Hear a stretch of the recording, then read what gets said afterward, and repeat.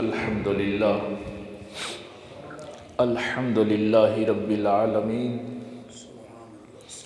वस्सलातु वस्सलामु अला सय्यिदिल अंबिया वल मुरसलीन व अला आलिहि तय्यबीन अत्ताहिरीन व अस्हाबिही अजमाइन। अम्मा बाद फ़क़द क़ाल अल्लाहु तबारक व तआला फ़िल क़ुरानिल मजीद अऊज़ु बिल्लाहि मिनश शैतानिर रजीम बिस्मिल्लाहिर रहमानिर रहीम। शहरु रमज़ानल्लज़ी उन्ज़िला फ़ीहिल क़ुरान हुदल लिन्नास व बय्यिनातिम मिनल हुदा वल फ़ुरक़ान। आमन्तु बिल्लाहि सदक़ल्लाहुल अज़ीम। आवाज़ बेटा सिर्फ थोड़ी सी जितनी मजमे तक पहुँचे, ज़्यादा तेज़ नहीं आने। अल्लाह रब्बुल इज़्ज़त की हम्द व सना के बाद और पाक पैगम्बर सल्लल्लाहु अलैहि वालैहि वसल्लम की बारगाह अक़दस में हदिया दुरूद व सलाम पेश करने के बाद नहायत वाजिबुल एहतराम हज़रत अल्लामा ग़ुलाम यासीन सईदी साहब, दीगर मुअज़्ज़ज़ उलमा, सामाईन व हाज़िरीन, बुज़ुर्गों, दोस्तों, अज़ीज़ भाइयों, देखिए अल्लामा साहब ने बहुत सी बातें मेरे मुतल्लिक़ बयान फरमाई। ये उनका हुस्न ज़न है और एक दुख का जो उन्होंने, भाई आवाज़ कम कर दें, ये सरदर्द लगाती। जिस दुख का उन्होंने इजहार किया है, यकीन जानिए, मैं तो कुरान करीम का तालिब इल्म हूँ, हर नबी ने एक ही जुमला कहा है, ला असअलुकुम अलैहि अजरा। तो ये कैसे मुमकिन है कि बंदा दीन के लिए निकले। मेरे उस्ताजुल मुकर्रम शेखुल हदीस साहब एक जुमला फरमाया करते थे कि इस दुनिया का भी कोई मज़दूर ऐसा नहीं जो मज़दूरी किसी की करे और दिहाड़ी किसी और से मांगे। ये कैसे मुमकिन है कि मज़दूरी तो अल्लाह रसूल की करे और दिहाड़ी किसी और से मांगता फिरे। बहरहाल ये दुख की बातें हैं, उलमा जानते हैं जहाँ तक हमारा मुआशरा पहुँच गया। मुझे वैसे गांव में ज़्यादा गुफ्तगू करने का तजुर्बा नहीं है, वो तो अल्लामा साहब की मोहब्बत है। मैं कोशिश करूँगा कि चूँकि इन्होंने एक जुमला ऊपर लिखा हुआ था कि ये एक फ़िक्री बैठक है हमारी और ज़रूरत भी है फ़िक्र की, और ये आखिरी शब है शब कद्र के हवाले से। हाँ, ये तो ज़ाहिर है निस्बत भी है इस रात को, और नुज़ूल कुरान की भी बात है। अच्छा, एक बात, ये जितनी भी इज़्ज़त है इस महीने की कि नफल का सवाब फ़र्ज़ के बराबर, फ़र्ज़ का 70 फ़र्ज़ों के बराबर, शयातीन कैद हो जाएंगे, जन्नत के दरवाज़े खोल दिए जाएंगे, जहन्नम की जितनी भी अज़मतें हैं वो क्यों हैं? सिर्फ़ एक वजह बयान की कि ये वो महीना है जिसमें अल्लाह ने कुरान नाज़िल किया। इस एक निस्बत की वजह से ये इज़्ज़तें अता की। अब देखिए, अगर आप तशरीफ़ रखेंगे तो मेरे लिए आसानी हो जाएगी। अभी तक हमने कुरान की तिलावत शुरू नहीं की, बल्कि हमने शायद सोचा भी नहीं है कि हम इस कुरान की तिलावत करें। आप हैरान हो रहे होंगे कि हमने तो पूरा पूरा कुरान ख़त्म कर लिया है, हमने तरावियों में भी सुना है। उलमा के लिए मैं एक दो जुमले अर्ज़ करके फिर आम फ़हम गुफ्तगू जो है वो करूँगा। ये जो आप नमाज में पढ़ते हैं, या इसको क़रात कहते हैं, इसको तिलावत नहीं कहते। तिलावत का मफ़हूम कुरान करीम ने खुद बयान किया है। वश्शम्स वदुहाहा वल कमर इज़ा तलाहा,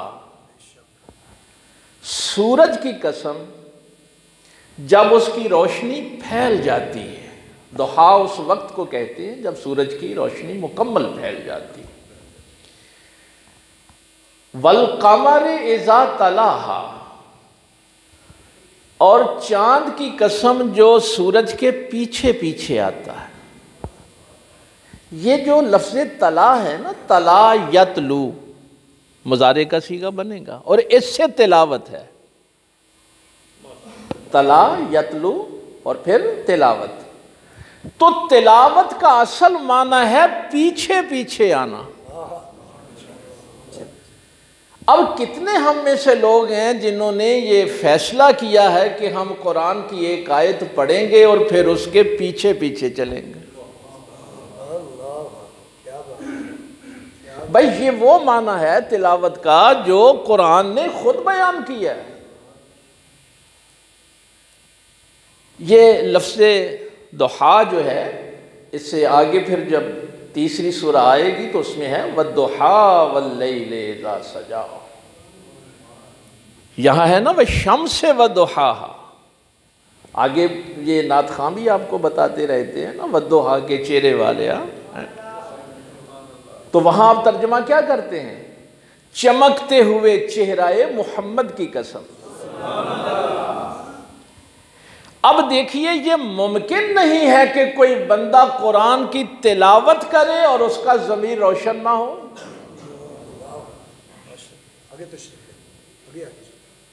नारे तकबीर, नारे रिसालत, नारे तहकीक, नारे अहले सुन्नत। तो ये मैंने उलमा, ये तला यतलू का आपको तो नहीं पता ना कि लफ्ज़ तिलावत है क्या। वल कमर इज़ा तलाहा, चांद की कसम जो उस सूरज के पीछे पीछे आता है। अच्छा, मैं आम फहम एक बात आपसे अर्ज करता हूँ, खुसूसन नौजवानों के लिए। हमारी गुफ्तगू भाई ज़ाहिर है जश्न नुज़ूल कुरान है, कुरान करीम के हवाले से ही होगी। अगर एक आयत भी आपकी समझ में आ गई और आपने उसकी तिलावत शुरू कर दी तो मेरे आने का मकसद पूरा हो जाएगा।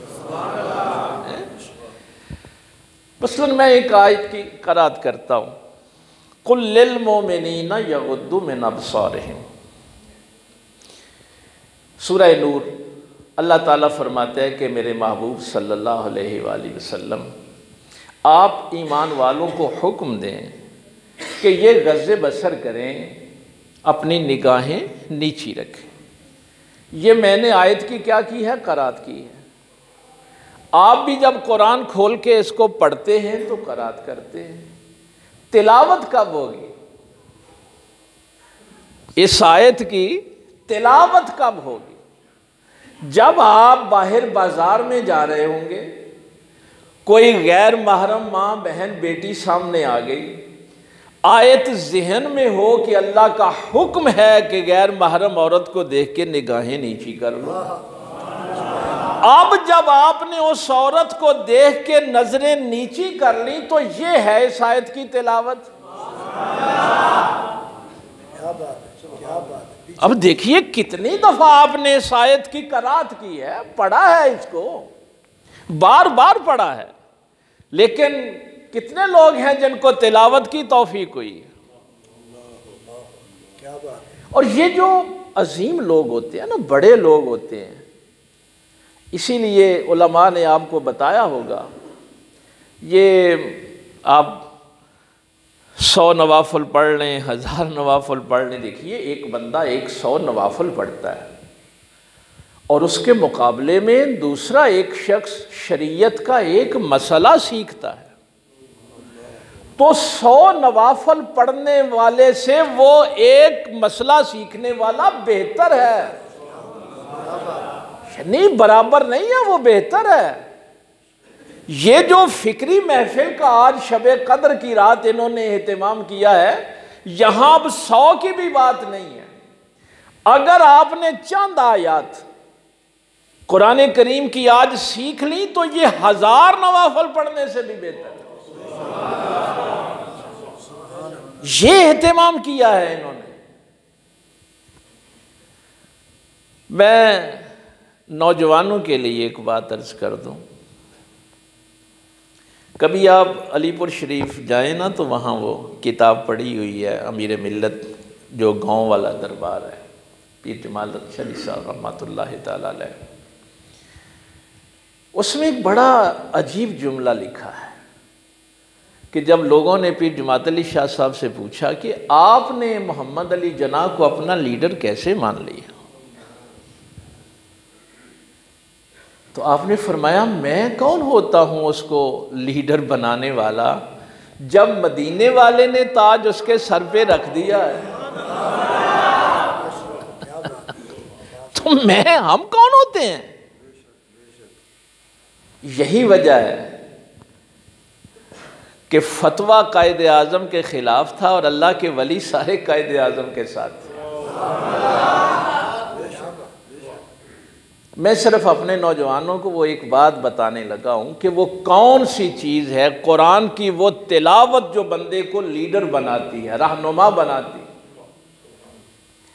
आपकी बहन फातिमा जना ने जो किताब लिखी है ना, उसमें ये वाक़या लिखा है। फातिमा जना फरमाती हैं कि जब मेरा भाई बैरिस्टर बनने के लिए यूरोप गए तो उम्र पता है कितनी थी? 22 साल उम्र थी। अब यहाँ 22 साल के कितने नौजवान बैठे, तो वो कहती हैं कि मेरे भाई को इस बात का इल्म नहीं था। क्रिसमस आ गया, ये ईसाइयों का जो बड़ा दिन होता है ना 25 दिसंबर को, तो आपने शायद ना देखा हो, मैंने तो वो देखा है उनका सिलसिला। एक तो वो क्रिसमस ट्री बनाते हैं, दरख्त बनाते हैं, उसके ऊपर लाइटिंग वगैरह करते हैं। एक वो आकाश बेलें बनाते हैं। तो फातिमा जना फरमाती हैं कि वहाँ भी वो आकाश बेल बनी हुई थी, उसके ऊपर लाइटिंग हुई थी, और वो रास्ता उस फ्लैट की तरफ जाता था जहाँ मेरा भाई रहता था, और मेरे भाई को इस बात का इल्म नहीं था। आकाश बेल की दूसरी जानब लड़कियां खड़ी थीं। वो जो भी नौजवान उस दरवाजे में से गुजरता ना, तो वो आगे से बाएं खोल के उसको जफ्फी डाल लेती, बोसो के ना जो भी वाहियाती करती हो। तो फातिमा जना फरमाती हैं कि मेरे भाई मोहम्मद अली को इस बात का इल्म नहीं था। वो रास्ते पर से वैसे ही गुजर रहे थे, अपने घर जा रहे थे। उन्होंने तो उस लड़की का भी नाम लिखा है, वो मेरे इस वक्त ज़हन में नहीं है। तो जो ही मेरा भाई मोहम्मद अली उस आकाश बेल के नीचे से गुजरा ना, तो आगे एक लड़की ने ऐसे बाहें खोल के दावत गुनाह दी, तो मेरा भाई मोहम्मद अली पीछे हट गया और निगाहें नीची कर ली। उस लड़की ने कहा, ऐ नौजवान, यहाँ तो नौजवान आते ही इसलिए हैं कि जाएंगे को रंगरलियाँ मनाएंगे, और मैं तुझे दावत गुनाह दे रही हूँ और तू पीछे हट गया और निगाहें नीची कर ली। तो फातिमा जना ने वहाँ जो जुमला लिखा है कि मेरे भाई मोहम्मद अली ने उन लड़कियों से कहा, मुझे मेरे नबी से हया आती है। ये है तिलावत कुरान। तुमने भी पढ़ा है, कुल्लिल मोमिनीना यगुद्दू मिन अब्सारिहिम। ऐ ईमान वालो, जब कोई औरत नजर आए तो निगाहें नीची कर लिया करो। अब वो नौजवान, कोई एक बच्चा भी अगर यहाँ ये फैसला करेगा कि आज के बाद मैं इस आयत की तिलावत करूँगा, वो तन्हाई में भी मोबाइल लेके बैठा होगा ना, तो अगर कोई ऐसी चीज़ सामने आ जाएगी तो वो उसको डिलीट कर देगा या आगे कर देगा, निगाहें नीची कर लेगा। तो काश हमने पूरा कुरान पढ़ने की बजाय किसी एक आयत की तिलावत कर ली होती। क्या बात है, क्या बात है। ये जुमला भी मेरा नहीं है, ये जुमला सरकार अबू बकर सिद्दीक रजी अल्लाह ताला अन्हु का है। आपने फरमाया था, पूरा कुरान पढ़ने से बेहतर है तो सूरह कौसर समझ के पढ़ ले। मैं बहुत आम फहम करके ये गुफ्तगू कर रहा हूँ ताकि मेरे आने का कोई मकसद पूरा हो जाए। एक मिसाल मैं कुरान करीम से और दूंगा ताकि ये नुज़ूल कुरान के हवाले से, जब देखिए आपने अगर थोड़ा बहुत मुताला किया हो, मेहरबान, कुरान करीम की जब तिलावत होती थी तो सरकार मौला कायनात की आंखों से आंसू जारी हो जाते थे। सैयदा फातिमा तो ज़हरा की आंखों से आंसू जारी हो जाते थे। सरकार उमर फारूक रजी अल्लाह ताला अन्हु के ये जो रुखसार है ना, इन पे आंसुओं से लकीरें पड़ गई थी रो रो कर। पूरा रमज़ान गुजर गया है, हमारी तो आंखें खुश्क हो गई। किसी आंख में अल्लाह के खौफ से कभी आंसू आया है? अल्लाह ताला ने सवाल किया है यार, सुम्मा कसत कुलूबकुम मिन बादि ज़ालिका फ़हिय कल हिजारा औ अशद्दु कसवा,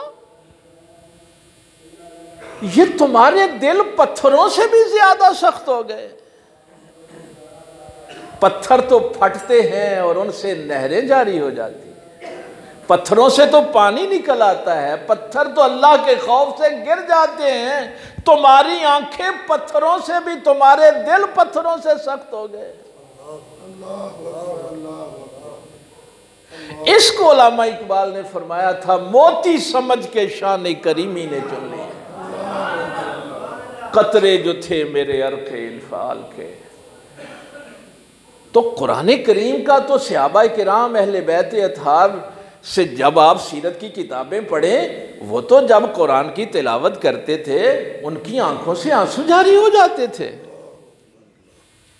हमें क्या हो गया है कि हमारी आंखें जो हैं वो खुश्क हो गई हैं?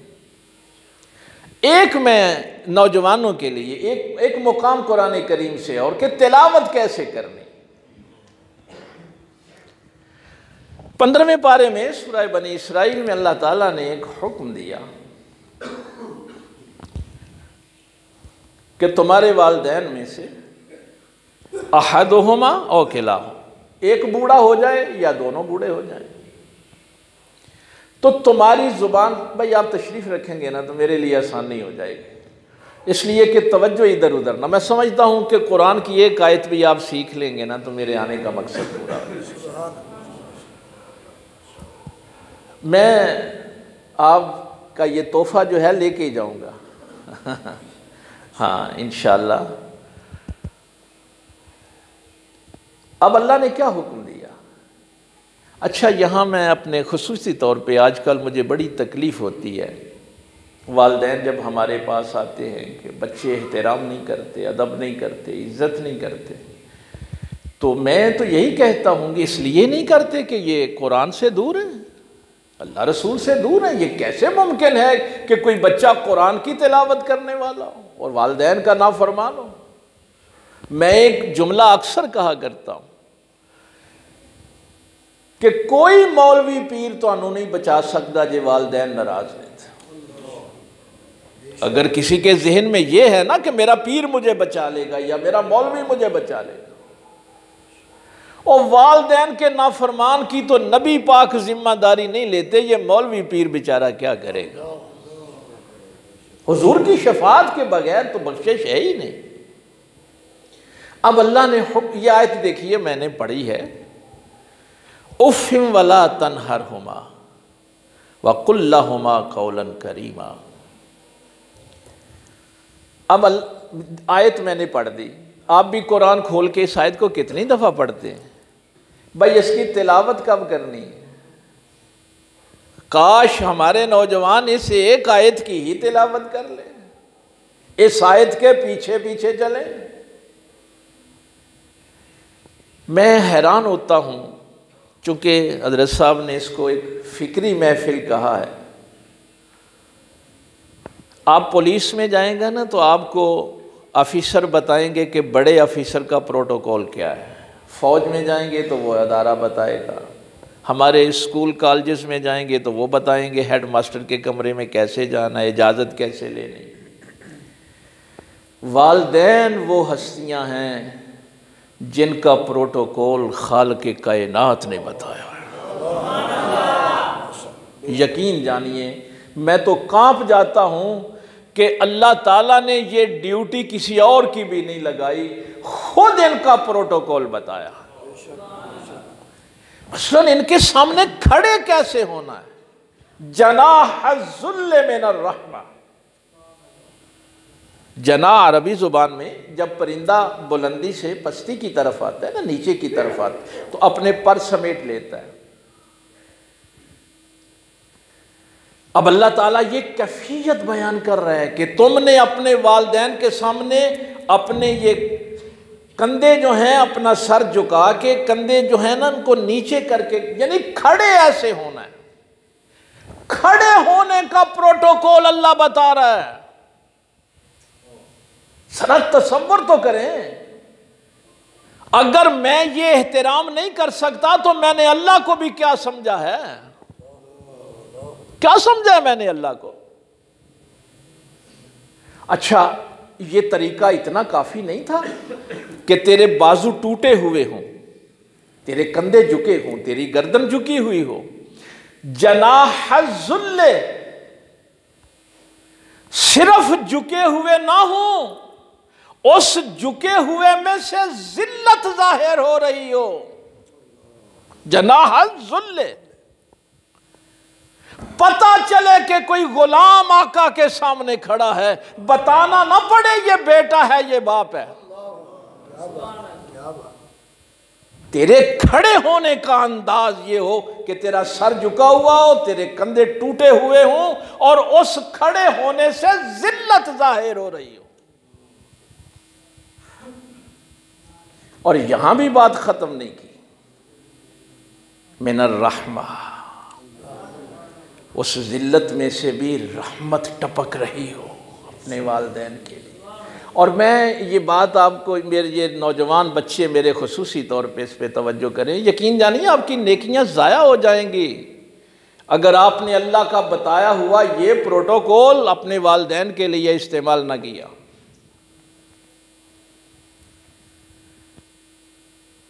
वैसे चलो मैं वालिदैन के लिए भी एक रिक्वेस्ट कर दूं, वालिदैन की भी एक ड्यूटी लगाई थी अल्लाह ने, कू अनफुसकुम व अहलीकुम नारा। ऐ ईमान वालों, अपने आप को, अपने घर वालों को जहन्नम की आग से बचा लो। हमने भी तो बच्चों को अल्लाह रसूल का दर नहीं ना दिखाया। अल्लामा इकबाल फरमाते हैं, मेरे दिल में इश्क रसूल की शम्मा सबसे पहले मेरे बाप ने जलाई थी।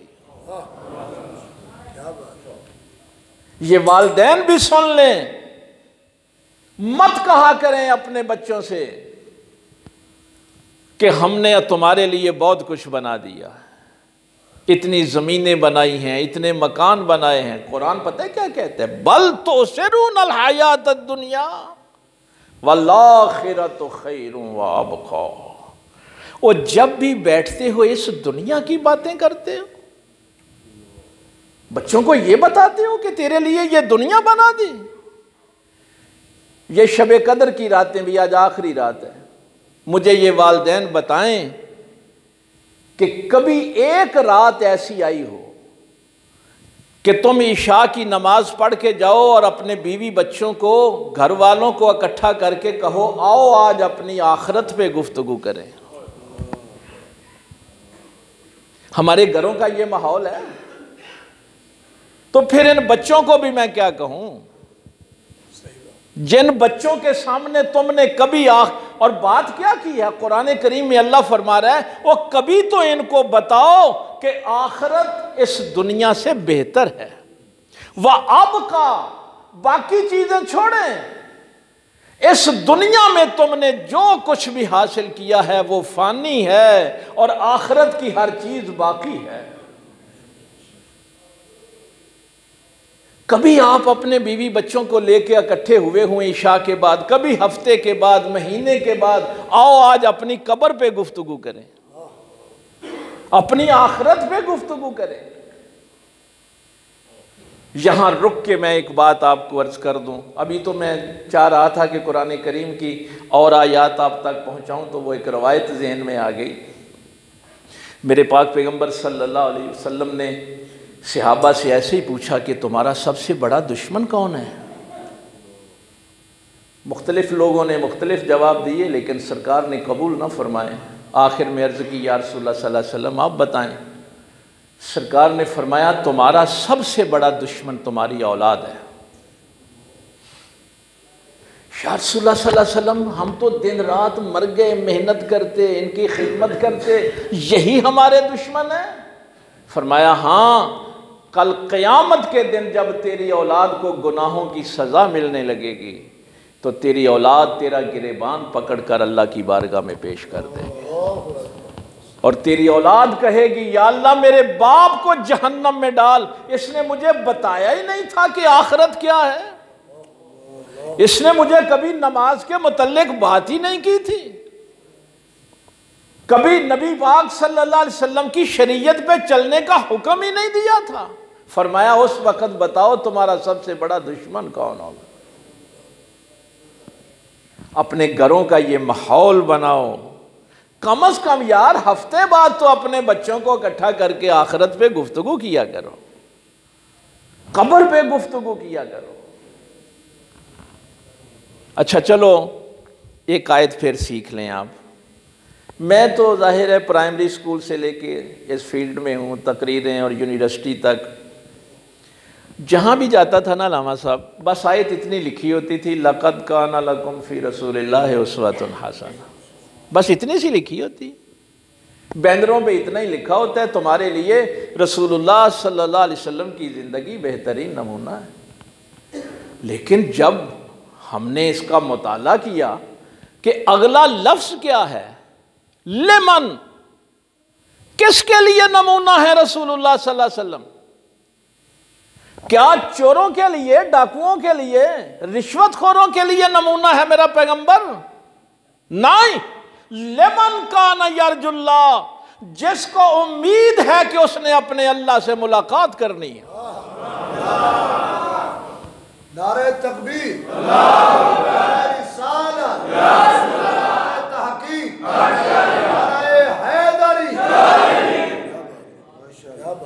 लिमन कान यरजुल्लाह, भाई नबी की जरूरत ही उस बंदे को है जिसको अपनी आखिरत की फिक्र है।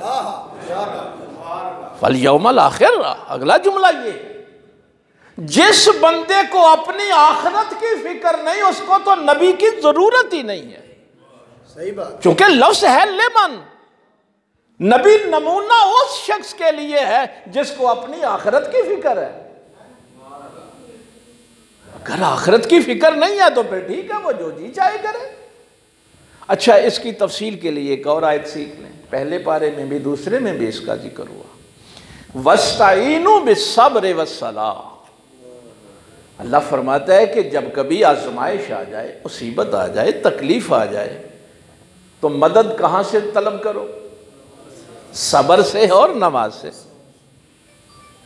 अल्लाह ने यह नहीं कहा कि तुम तवीज़ लैन ना सुबह हो, साढ़े को पीर को आ जाते हैं ना, और अल्लाह फरमाता है वुजू करके उसकी बारगाह में आ जाओ, अल्लाह की बारगाह में खड़े हो जाओ और सब्र के साथ, नमाज के साथ। अच्छा, ये आज मेरा मौजू नहीं है। अगला जुमला, व इन्नहा लकबीरतुन, अल्लाह फरमाते हैं नमाज कोई सौखा काम नहीं, नमाज औखा काम है। लकबीरतुन, ये मुश्किल है। इल्ला अल खाशिईन, सब के लिए मुश्किल नहीं है। जिनके दिलों में खशियत इलाही है, अल्लाह का खौफ है, उनके लिए नमाज औखी नहीं। अब कभी अगर नमाज मुश्किल नजर आए ना तो समझना दिल मुतकब्बिर है, इसमें खशियत इलाही नहीं है। और अगली आयत जो मैंने आपको बतानी थी, अल्लज़ीना यज़ुन्नूना अन्नहुम मुलाक़ू रब्बिहिम व अन्नहुम इलैहि राजिऊन, जिन लोगों को पता है कि उन्होंने अपने अल्लाह से मुलाकात करनी है और उसी अल्लाह की तरफ पलट के जाना है, उनके लिए भी नमाज मुश्किल नहीं है। नमाज तो उनके लिए मुश्किल है जो इसी दुनिया में रहना चाहते हैं। अल्लज़ीना यज़ुन्नूना अन्नहुम मुलाक़ू रब्बिहिम व अन्नहुम इलैहि राजिऊन। तो ये बताया था, वालिदैन को ये बताया था कि अपने बच्चों के साथ बल तोसिरून अल हयात दुनिया, और दुनिया दियां ही गल्लां ना करया करो, कदी ते बह के उन्हां नाल आखिरत दियां भी गल्लां करया करो, और उनको बताओ कि आखिरत इस दुनिया से बेहतर है। वल आखिरतो खैर व अबका, और आखिरत की हर चीज बाकी रहने वाली। अगर मेरा अपना ही यकीन नहीं आखिरत पे, तो मैं बच्चों को क्या बताऊंगा? मसलन मैं क्या बताऊंगा अपने बच्चों को? तो ये जाहिर है वालिदैन से भी ये कमजोरी रह गई। लेकिन इसका ये मतलब नहीं कि बच्चे फिर भी, ये बात मैं इसलिए कहने लगा हूं, ये जो प्रोटोकॉल मैं आपको बता रहा हूं ना अभी, ये पता है क्या है? मेहरबानी बेटे, ये जो प्रोटोकॉल है, ये पता है किन वालिदैन का है? जिन्होंने जन्नत में नहीं जाना, जो मुशरिक हैं। वाइन जाहदा का ले तो श्रे कभी मालई सला कबील मुनफलात होते हुमा, ये जनाह जुल्ले में न रहमा, ये सूरह लुकमान में देखें जाके। भाई मुशरिक ने जन्नत में नहीं जाना, उनको यह बताया जा रहा है कि अगर तेरे वालिदैन शिरक की तालीम दें, कहें आओ बुत परस्ती करें, तो माँ बाप का यह हुक्म नहीं मानना, वहां खड़े हो जाना है, फिर अल्लाह रसूल का वफादार रहना है। माँ बाप कहें चोरी करनी है, नहीं, मेरे अल्लाह ने मना किया है। जहां अल्लाह रसूल का मामला आ जाए, वहां वालिदैन की इत्तिबा नहीं है। इसके अलावा उन मुशरिक वालिदैन के सामने तूने ऐसे खड़े होना है कि जैसे तेरे बाजू टूटे हुए हो, रहमत टपक रही हो। अब मैं, चूंकि गांव का माहौल है, मैं एक आम सी मिसाल आपको दूं। अब अल्लाह ने फरमाया कि खड़े ऐसे होना है वालिदैन के सामने, और गुफ्तगू कैसे करनी है कि तेरी जुबान से उफ भी ना निकले, और उनको झिड़कना नहीं। अब आप अपने अब्बा जी को या अम्मा को अपने हाथ से खाना खिला के अभी बाहर निकले, कोई रिश्तेदार आ गए, महल्ले वाले आ गए, अब्बा जी उनसे कहते हैं मेरे पुत्र ते कदी मैंने पूछे ही नहीं, ऐसे कह देते हैं। भाई आप वालिदैन की खिदमत करते हैं, वालिदैन लोगों से कहते हैं इन्हें तो कदी मैंने रोटी नहीं पूछी, इन्हें तो कदी मैंने दवाई ले आके नहीं दी। अब वहां इस आयत की तिलावत का मौका है। जब तेरा अब्बा लोगों से कह रहा हो ना कि मेरे पुत्र ते मैनू कदी रोटी नहीं पूछी, दवाई नहीं कदी ले आके दी, यह है तिलावत का मौका कि अब तेरी जुबान से उफ ना निकले। वैसे इमाम ग़ज़ाली ने तो इस उफ के लिए जो आखिरी बात लिखी है ना, इमाम फरमाते हैं कि अगर कभी वालिदैन की वो पेशाब पखाना कर दें तो उनको साफ करने के लिए जब आए तो अपनी नाक पे कपड़ा रखे, तो ये भी उफ है। इसलिए कि जब तेरे वालिदैन 2 साल तुझे साफ करते रहे हैं तो उन्होंने कभी नाक पे कपड़ा नहीं रखा था। क्या बताऊं यार, सरकार इमाम हसन मुज्तबा रज़ी अल्लाह ताला अन्हु एक दफ़ा फरमाने लगे, ये उफ़ की चलो तशरीह में एक जुमला उन्होंने भी फरमाया कि उफ़ क्या होता है। कहने लगे मैंने कभी अपनी माँ फातिमा के साथ बैठ के खाना नहीं खाया, कभी खाना नहीं खाया। उस बंदे ने पूछा हुजूर ये तो बड़ी ख्वाहिश होती है, माँ की भी ख्वाहिश होती है कि मेरा बेटा मेरे साथ बैठ के खाना खाए। आपने फरमाया मेरा भी जी चाहता है, लेकिन डर जाता हूँ कि मैं अपनी माँ के साथ बैठ के खाना खा रहा हूँ, एक लुकमा मेरी माँ को पसंद आ गया। अब बात तो उसके दिल में है ना, वो मुझे ज़ुबान से तो नहीं कह रही कि ये लुकमा मुझे पसंद है। अब वो लुकमा मैं उठा लूँ, जी मेरी माँ का कर रहा था वो लुकमा उठाने को, वो लुकमा मैंने उठा लिया। अब मेरी माँ मेरा हाथ तो नहीं रोकेगी ना, मां है, हाथ नहीं रोकेगी। तो मैं समझता हूं कि अब जी उसका चाह रहा था और लुकमा मैंने उठा लिया, यह भी उफ है, यह भी उफ के दर्जे में है। तो कम से कम ये 2 आयतें जो हैं इनकी तो तिलावत हो।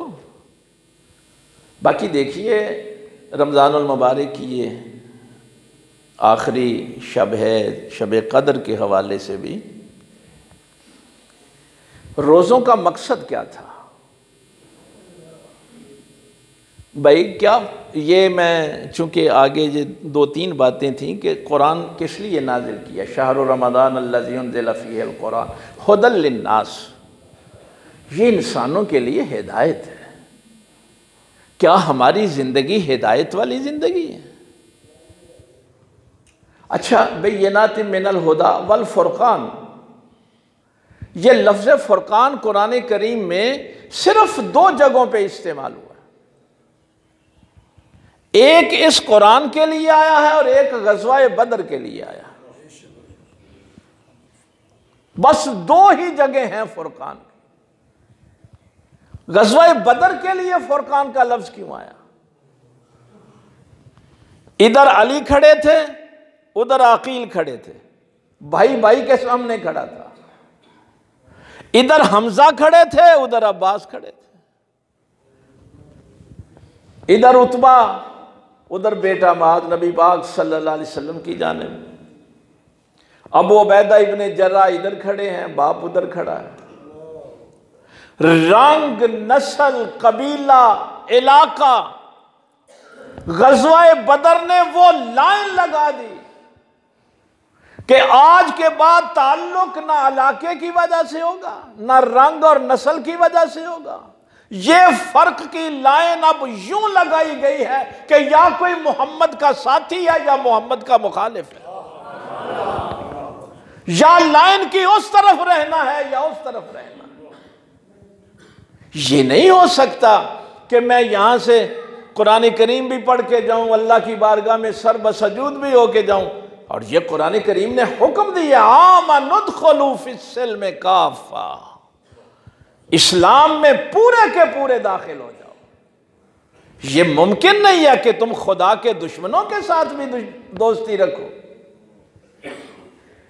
और बड़ी कमाल की बात, जब वो गिरफ्तारियां होने लगी तो सहाबी ने जाके कहा इसको जरा मजबूती से बांधो, इसकी मां बड़ी अमीर है, बड़े पैसे देगी इसको छुड़ाने के लिए, सगा भाई है। कहने लगा तूने तो मेरा दिल चीर दिया है, मैं तो समझ रहा था कि मेरा भाई आ रहा है मुझे छुड़ाएगा, और तू कह रहा है कि इसको जरा मजबूती से। फरमाया तुझे किसने कहा मैं तेरा भाई हूं? उसने कहा मां एक, बाप एक, कबीला एक, जुबान एक, रंग नस्ल एक। उसने कहा हाँ ये बातें सच्ची हैं, तेरे और मेरी माँ एक है, बाप एक है, कबीला एक है, लेकिन ये बात सच नहीं है कि तू मेरा भाई है। मेरा भाई ये है जिसने मेरे मोहम्मद करीम का कलमा पढ़ा।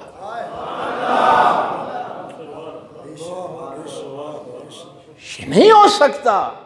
और मैं आजकल ये जो हमारे जहनों में बात होती है ना कि ये दुनियादार कुत्ते आ जाते हैं, शराबी, जानी, और उनके इस्तिकबाल को हम खड़े हो जाते हैं। नबी पाक सल्लल्लाहु अलैहि वसल्लम ने फरमाया अल्लाह का अर्श हिल जाता है जब तुम किसी खुदा के दुश्मन की इज्जत करते। हमें ये भी सज़ा मिल रही है। ये सिर्फ आप तक ही नहीं है, मैं पीर खानों पे भी देखता हूं, दुख होता है, तकलीफ होती है। हमारे पीर खानों पे भी अल्लाह ने फरमाया था इन्ना अक्रमकुम इंदल्लाहि अतकाकुम, लेकिन वहां दुनियादार कुत्तों को स्टेजों पे बिठाया जाता है।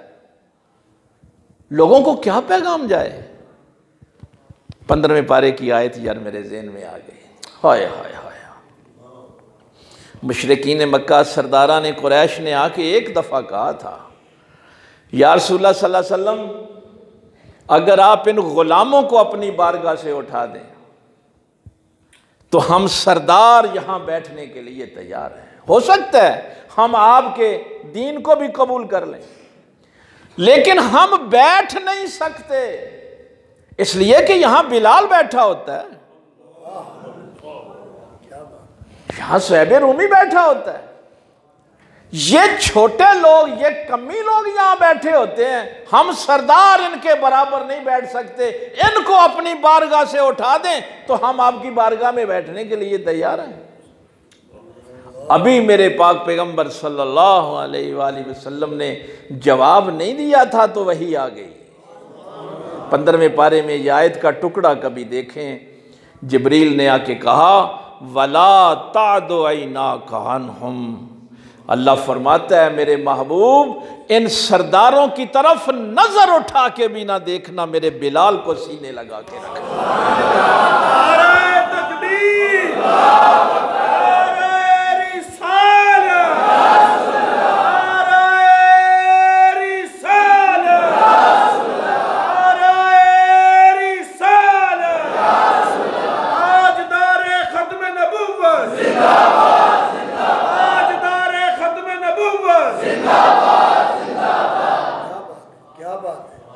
ये था दीन मेरे पैगंबर का। इज्जत होगी तो तकवे की बुनियाद पे होगी, नेकी की बुनियाद पे होगी। हराम का रिज्क जितना जी चाहे किसी के पास हो, ये भी मैं आपको बता दूं, ये हमें बहुत भुलेखा लग गया है, हमें बहुत परेशानी हो गई है। रिज्क हराम के साथ आप हज करने जाएंगे तो हज कबूल नहीं होगा। रिज़्क़ हराम के साथ आप रोज़ा अफ्तार करेंगे तो रोज़ा ख़त्म हो जाएगा आपकी। बल्कि अगर आप सवाब की नीयत, भाई रिज़्क़ हराम पे ज़कात फ़र्ज ही नहीं है, ज़कात की फ़र्जियत के लिए भी ये ज़रूरी है कि रिज़्क़ हलाल का हो। कुर्बानी रिज़्क़ हराम पे वाजिब नहीं है। और इतना बढ़िया जुमला जब मेरे आका सल्लल्लाहु अलैहि वसल्लम फरमाएं ला यदखुलुल जन्नत जसदुन गुज़िया बिल हराम, वो जिस्म जन्नत में दाखिल नहीं हो सकता जिसको हराम की ग़िज़ा दी गई।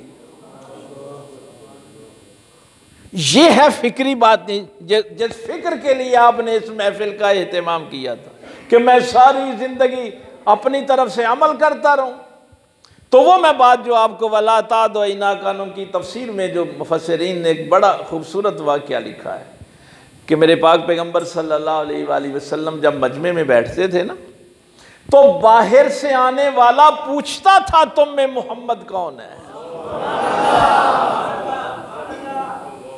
नबी पाक सल्लल्लाहु अलैहि वसल्लम ऐसे ही अपने गुलामों में बैठ जाते थे, कोई तकिए नहीं लगाए जाते थे,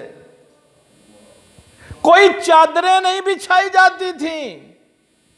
यहां से आप अंदाजा करें कि बाहर से आने वाला पूछता था तुम में मोहम्मद कौन है।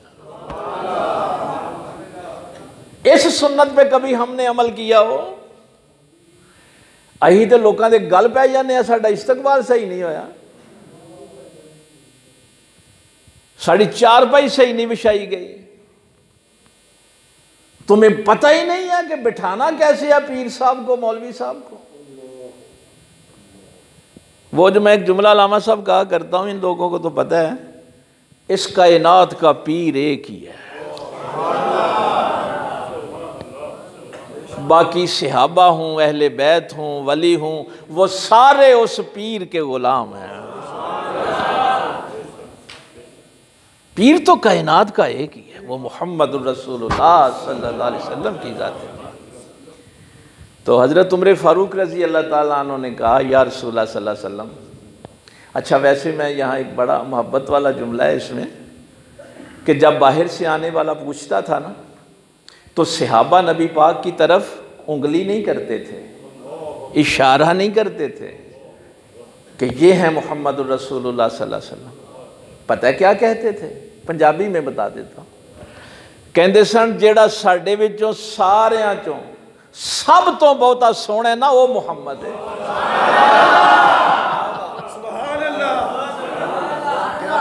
भाई सहाबा के बताने का भी क्या अंदाज था, हैं?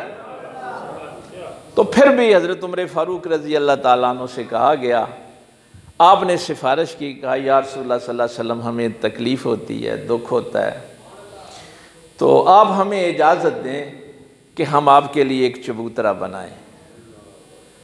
आप उस चबूतरे पे तशरीफ़ फरमा हूँ ताकि बाहर से आने वालों को दिक्कत ना हो पहचानने में। ये वैसे आज मेरा मौजू नहीं, नबी पाक सल्लल्लाहु अलैहि वसल्लम की ये जो वजाहत थी, हुजूर वैसे अगर आम लोगों में भी बैठे होते थे तो बुलंद नज़र आते थे। हाँ, ये सरकार को अल्लाह ताला ने खुसूसी प्रोटोकॉल दिया हुआ था। वैसे कद में आना था, लेकिन जब चलते थे तो सबसे बुलंद नज़र आते थे। तो नबी पाक सल्लल्लाहु अलैहि वसल्लम ने इजाज़त दे दी। सहाबा बड़े खुश हैं, चबूतरा बन गया, उसको अच्छे तरीके से सजाया गया। अगले दिन सरकार तशरीफ़ लाए। अब खुशी ये थी कि आज सरकार चबूतरे पे तशरीफ़ फरमा होंगे, हम ग़ुलाम सामने बैठेंगे। सरकार उमर फ़ारूक फरमाते हैं, सरकार जो ही अपने हुजरे से निकले, हाय हाय हाय, एक नज़र ग़ुलामों को देखा, बिलाल का हाथ पकड़ा और चबूतरे पे साथ बैठा लिया। है? काश यार आज हम तक़वे की बुनियाद पे किसी की इज्जत कर सकते हैं। ये सुन्नत हमें याद नहीं है। इस मिंबर के बड़े तकाजे हैं, बहुत शराइत है। मैं क्या क्या चीज़ें, ये चंद चीज़ें फ़िक्री लिहाज से चूँकि उन्होंने कही थी कि आपकी फ़िक्र जो है वो डेवलप हो, आप सोचें इन मामलात पे। कुरान करीम भी एक फ़िक्री किताब है, गौर व फ़िक्र के लिए है। तो औलिया उम्मत ने, सहाबाए किराम रिदवानुल्लाहि ताला अलैहिम अजमाइन ने ये बात याद रखना, जो भी कोई किसी मुकाम पे पहुंचा है इस किताब की तिलावत करके पहुंचा है। तो आज जितनी ये आयात मैंने आपके सामने रखी हैं, अगर एक दो भी आपको याद रह गई और आज के बाद आपने ये अहद कर लिया कि मैं एक आयत पढ़ूंगा और उसके पीछे पीछे चलूंगा, उसके मुताबिक अपनी ज़िंदगी गुजारूंगा। मैं ये बात इसलिए कर रहा हूँ, सरकार मौला कायनात की भी चूँकि शहादत का दिन था 21 रमज़ानुल मुबारक को। मैं इन दोस्तों को पता है कि चूँकि दिन में 2-2, 3-3 प्रोग्राम थे, अब मेरा गला भी ज़ाहिर साथ नहीं दे रहा, और मुझे वैसे इतना अंदाज़ा नहीं था कि गांव के माहौल में भी लोग इतनी बात फॉलो करेंगे। चूँकि मैंने तो ऐसे नहीं कहना था आखो सुभान अल्लाह और ये और वो, थोड़ी आवाज़ नहीं आई, थोड़ी आवाज़ नहीं आई। मैंने तो सीधी सीधी बात करनी है, लेकिन आपने पूरे इन्हिमाक से को सुना, तवज्जो से सुना, और वो यकीन जानिए बार बार मेरे जहन में वो आ रहा था, वइज़ा क़ुरिअल क़ुरआन फ़स्तमिऊ लहू वअनसितू। इसको कहते हैं सुनना, खामोश रहना और सुनना। इन बच्चों ने, अलामा साहब ने ये सारा जो अहतमाम किया, वाकई ये रात भी ज़ाहिर है रहमतों वाली रात है, बाबरकत रात है। मैं सिर्फ वो जुमला जो सहाबा किराम ने फरमाया है, ये हुक्म है भाई। हाँ, ये ऐसे ना कहना कि ये शायद ऐसे ही मैं कह रहा हूँ, ये हुक्म वाली आयत है, अमर है इसमें। फल यदहकू कलीलन वल यबकू कसीरा। हंसिया थोड़ा करो तो रोया ज़्यादा करो। वो जो मैं कह रहा था ना कि हज़रत उमर फ़ारूक रज़ी अल्लाह ताला अन्हु के इन रुखसारों पर आंसुओं से लकीरें पड़ गई थी, इतना रोते थे। हमारी आंखें तो खुश्क हो गई हैं ना खौफ खुदा से, कभी आंसू आया ही नहीं, कभी चेहरा मुतगय्यर ही नहीं हुआ। एक दिन एक बंदे ने पूछ लिया था, अमीरुल मोमिनीन इतना रोते हैं? बैनल खौफ व रजा, ईमान की डेफिनेशन नबी पाक सल्लल्लाहु अलैहि वसल्लम ने यही बयान फरमाई कि खौफ और उम्मीद के दरमियान ईमान है। ये है फिक्री बात। ईमान कहाँ है? खौफ और उम्मीद, बैनल खौफ वर रजा। वो मैं असल में आपकी वो फिक्री जो बात है करने लगा था कि अपना ईमान परखते रहा करें। भाई कुरान ने ये भी कहा है, इन्नमल मोमिनून अल्लज़ीना इज़ा ज़ुकिरल्लाहु वजलत क़ुलूबुहुम। ईमान वाला दिल जब अल्लाह का जिक्र सुनता है तो कांप जाता है। अगर अल्लाह का जिक्र सुन के दिल पे कपकपी तारी हो जाए तो समझो दिल ईमान वाला है। पूछा अमीरुल मोमिनीन आप इतना रोते हैं? फरमाया डरता रहता हूं। ये वो हस्ती हैं जिनको दुनिया में जन्नत की बशारत दी नबी पाक सल्लल्लाहु अलैहि वसल्लम, अशरा मुबशरा में से हैं, लेकिन खौफ खुदा की बात कर रहा हूं। अम्मा मन खाफा मकाम रब्बिही व नहा नफ्सा अनिल हवा। उसने अपनी ख्वाहिशों पे काबू किया जो अल्लाह के सामने खड़े होने से डर गया। व नहा नफ्सा अनिल हवा। डरता रहता हूं अगर क़यामत वाले दिन ये ऐलान हो गया कि सारी दुनिया जन्नत में जाएगी, एक बंदा जहन्नम में जाएगा, तो खत्ताब का बेटा उमर डर रहा है कहीं वो एक बंदा मैं ना बन जाऊं।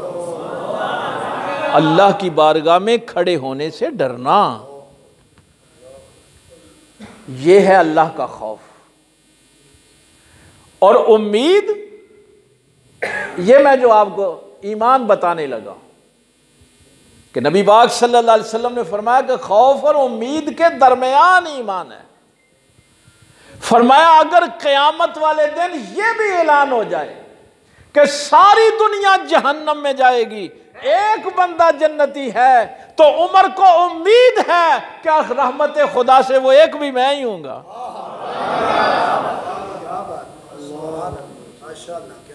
अल्लाह की रहमत पे उम्मीद हो तो भी इतनी हो, खौफ हो तो भी इतना। इसको नबी पाक सल्लल्लाहु अलैहि वसल्लम ने फरमाया कि इन दो कैफियतों के दरमियान ईमान है। तो ये दोनों चीज़ें आपको कुरान करीम फुरकान हमीद से। लेकिन एक बात है जो कुरान ने खुद कहा, फसालू अहल ज़िक्र इन कुन्तुम ला तालमून। भाई अगर किसी बात का इल्म नहीं है तो उनसे पूछ लिया करो जिनको इल्म है, और उन्होंने ना पूछया करो जिन्होंने इल्म ही नहीं। हुण नबी पाक दी शान अबू जाल को पूछोगे कि अबू बकर को पूछोगे?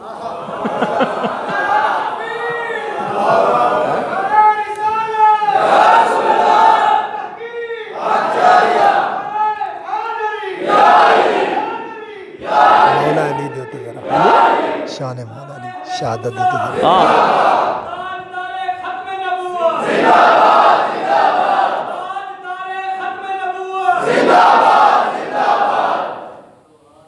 वो जो मैं खौफ की बात आपको बताने, इमाम हसन मुज्तबा सरकार फरमाते हैं कि मेरे बाबा जब तहज्जुद के वक्त खड़े होते थे तो दाढ़ी पकड़ कर रोते थे। और हैदर कर्रार ग़ज़वा बदर में भी पता है ना, गायब से आवाज़ें आती थीं, ला फ़ता इल्ला अली ला सैफ़ा इल्ला ज़ुल्फ़कार। अली जैसा जवान कोई नहीं, ज़ुल्फ़कार जैसी तलवार कोई नहीं। वो अली जब अल्लाह की बारगाह में खड़े होते थे तो टांगें कांपती थी। हमें क्या हो गया यार? मुझे तो हैरानगी होती है कि सानू इन्होंने नकीबा ने ते नाथ खावा ते नफ्स परस्त उलमा ने दस छड़िया कि तुसी जो मर्जी पे करो खैर है। अली की तो अच्छा सहाबा किराम पता क्या फरमाते हैं? सहाबा फरमाते हैं कि मौला कायनात की टांगें ऐसे कांपती थी जैसे किसी को कोई जहरीला सांप डस लेता है और वो उस कैफियत में कांपता है। बस ये मैं हदिया आपको करके, अगर आप इसको याद रख लेंगे तो ज़िंदगी संवर जाएगी। अकेले बैठ के अल्लाह से ये बात करना मुझे बड़ा शरे सदर नसीब हुआ। मौला कायनात जब फिर नवाफल से फारिग होते, ये सहीफ़ा सजादिया जो है ना, इमाम ज़ैनुल आबिदीन की दुआओं का मजमूआ है सहीफ़ा सजादिया, उसमें ये दुआ है जो मैं आपको, तो फिर जो मुनाजात करते अल्लाह की बारगाह में, मेरे लिए इतनी ही इज़्ज़त बड़ी है मैं तेरा बंदा हूँ।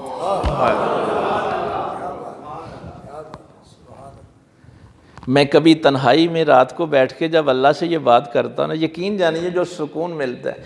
आप सारी ज़िंदगी ये तलाश करते रहते हैं कि किसी चोरी नाल सलामदा हो जाएगी तो मैं बड़ा बड़ा हो जाऊंगा, किसी पैसे वाले नाल सलामदा हो जाएगी, मेरे लिए इतनी ही इज़्ज़त बड़ी है मैं तेरा बंदा हूँ।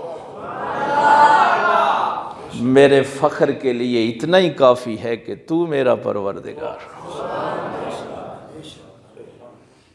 क्या जोड़ते थे अल्लाह के साथ। लेकिन वो मैंने मनाजात में से वो जुमला जो आपको अर्ज़ करना है, अल्लाह गनी, यकीन जानिए जब उन मनाजात को मैं देखता था, हमें तो सलीका भी नहीं है कि अल्लाह से बात कैसे करनी।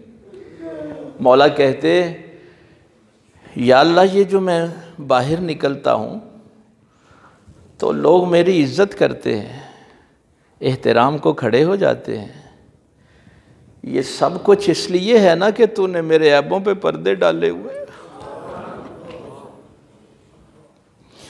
अगर तू मेरे ऐब जाहिर कर दे तो कौन मुझसे सलाम ले। ये अली की मनाजात थी अल्लाह के सामने। हम किस तकब्बर में पड़ गए।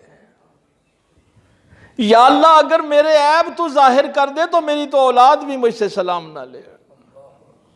ये सारी इज्जतें, ये सारे एहतराम सिर्फ इसलिए हैं कि तूने मेरे ऐबों पे पर्दे डाले हुए। एक बंदे ने पूछा था, ये भी ज़िंदगी का बड़ा राज मौला ने बताया, भाई मुझे तो बड़ा फ़ायदा हुआ है इन बातों से, आप भी फ़ायदा उठा लें। कहा, जब पाक पैगंबर फरमाते हैं कुम या अबी तराब, कपड़ों पे भी मट्टी लग जाती। उसने पूछा, ज़मीन पे क्यों लेटते हैं आप? ज़मीन पे लेटते, कपड़े भी मट्टी से भर, इसीलिए नबी पाक ने फरमाया था ना, अबू तराब मट्टी के बाप खड़ा हो। बड़ा कमाल का, भाई बाबे मदीना तो इल्म है ना, है ऐसा जुमला पूरी जिंदगी का राज। मैंने इसकी तफसीर नहीं करनी, जुमला बताना, आप उलमा से बाद में पूछते रहना। आपने आपके इज़हान आलिया पे मैं बस उम्मीद करके ये जुमला कह रहा हूँ। आपने फरमाया, ज़मीन पे इसलिए लेटता हूँ, जो भी कोई ज़मीन पे रहेगा उसको गिरने का डर नहीं है।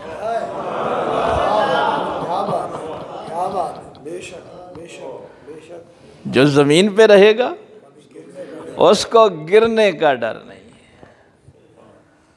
अल्लाह की बारगाह में ऐसे ही सजदा रेज़ रहें। अपना दिल, अपना ज़हन देखिए, ये माथा रगड़ने का नाम सजदा नहीं है।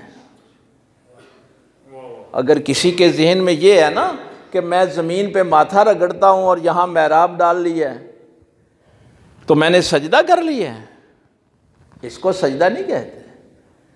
हमारी मेडिकल साइंस ये कहती है कि ये जो पेशानी है ना, इसके पीछे अच्छा दिमाग के भी, ये बच्चे जो स्कूल कॉलेज में एफएससी में कम से कम पढ़ते हैं उनको इस बात का इल्म है कि दिमाग के मुख्तलिफ हिस्से हैं, लेकिन जिस हिस्से से इंसान सोचता है उसकी फ़िक्र डेवलप होती है। चूँकि बात फ़िक्री हो रही थी ना, जहाँ से इंसान सोचता है उसकी फ़िक्र डेवलप होती है, प्लान करता है, वो दिमाग का हिस्सा बिल्कुल इस पेशानी के पीछे।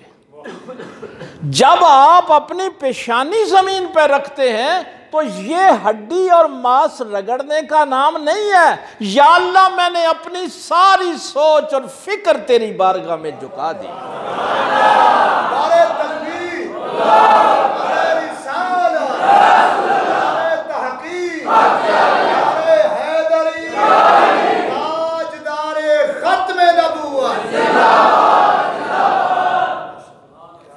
ये है सजदा।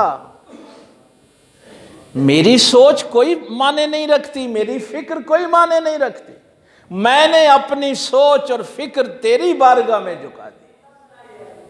उसके बाद फिर कभी आप अल्लाह के दुश्मनों के साथ नहीं जा सकते। इकबाल ने भी वैसे कहा था।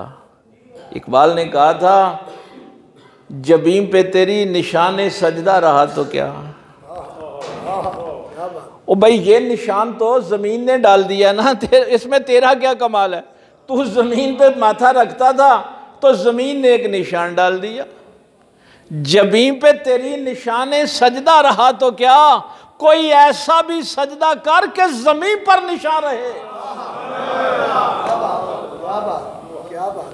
ओ कोई हो जा काम कर जा, कोई हो जा सजदा अल्लाह नु कर जा कि उस सजदे के बाद फिर तू मसलन ये जितने लोग आपको बड़े नज़र आते हैं, बाबा फरीद नज़र आते हैं, हुज़ूर दाता अली हजवेरी नज़र आते हैं, पीर जमात अली शाह साहब का मैंने जिक्र किया, अल्लामा इकबाल का जिक्र किया।